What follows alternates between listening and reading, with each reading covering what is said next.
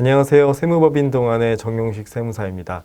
오늘은 법인 관리 방법 10번째 시간으로 가지급금 인정이자의 세무 관리 방법에 대해서 알아보도록 하겠습니다.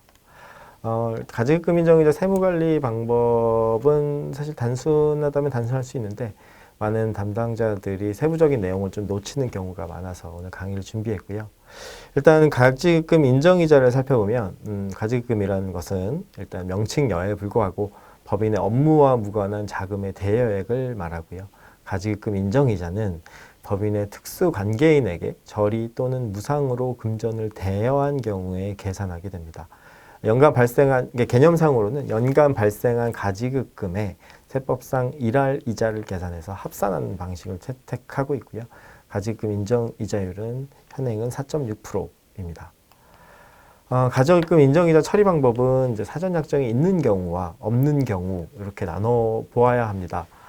일단 사전 약정이 없는 경우를 살펴보면 이건 성격상 사실상 무상 대여라고 봅니다.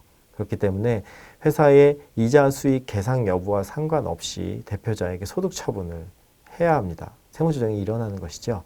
이자 수익 계상을 회사에서 할 수도 있죠. 미수 수익을 잡고 이자 수익을 계상한 경우가 있을 수 있는데 이런 경우에도 이자 수익으로 잡은 것은 입금 불산입을 하고요. 그리고 인정이자 입금 산입을 하면서 상여, 배당, 기타로 소득 처분하게 됩니다.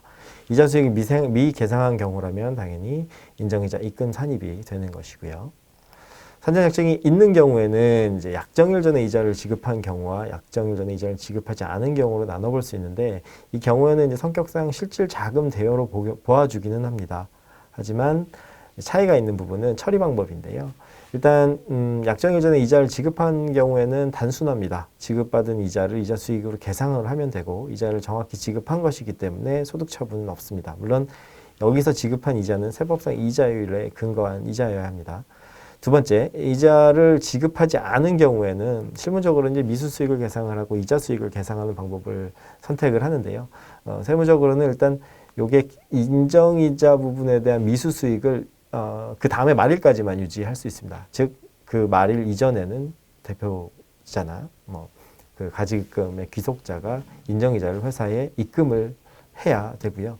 만약에 그 다음에 말일까지 입금이 안 된 경우에는 그때에 이제 세무 조정, 소득 처분이 일어나게 됩니다. 조금 이제 어려운 부분이 이제 원천징수와 지급명세서 제출 부분입니다.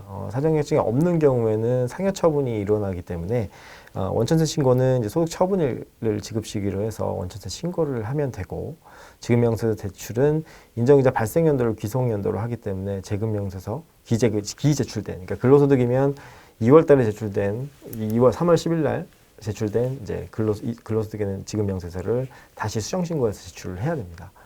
두 번째, 사전약정이 있고 약정일 전에 실제 이자를 지급한 경우에는 이제 소득 처분은 발생하지 않죠. 그리고 원천세 신고 같은 경우는 실제 이자 지급일을 귀속으로 해서 지급 시기로 해서 원천세 신고를 하시면 됩니다. 비영업대금 이자이기 때문에 25% 세율을 적용하셔야 되고 이거는 법인이 대리 위임을 해서 신고를 진행할 수 있습니다. 주로 그렇게 진행을 하고요. 지급명세서 제출 또한 이자 지급한 사업연도 귀속이기 때문에 이자 소득 지급명세서도 당해년도에 제출이 돼야 됩니다.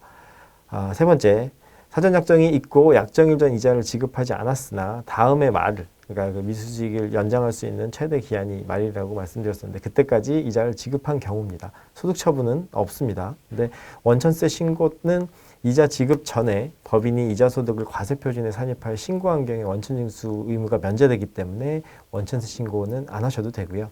지급명세 제출은 반드시 되어야 됩니다. 약정일상 이자 지급일로 귀속이 이루어지기 때문에 약정일이 이제 그 당해년도에 있었다라고 한다면 이자 소득에 대한 지급명세도 또한 그 당해년도 기준으로 그 다음에 이거래 제출이 돼야 됩니다. 미제출이 대부분 많기 때문에 미제출 가산세가 부과가 되겠지요. 결국 요약을 하자면 인정이자 세무는 약정과 지급 여부에 따라서 조금 달라지기 때문에 약정 여부와 지급 여부를 꼭 확인하셔야 되고요. 이자 수익과 미수 수익 잡는 걸로 대부분 끝난다고 생각을 하시는데 그에 따른 원천징수 의무와 지급명세 제출은 반드시 발생을 한다. 그리고 그것을 이행하지 못했을 때는 가산세 문제가 발생을 한다는 점, 그 점을 꼭 확인해 주셔야 합니다. 자, 오늘 강의는 여기서 마치도록 하겠습니다. 감사합니다.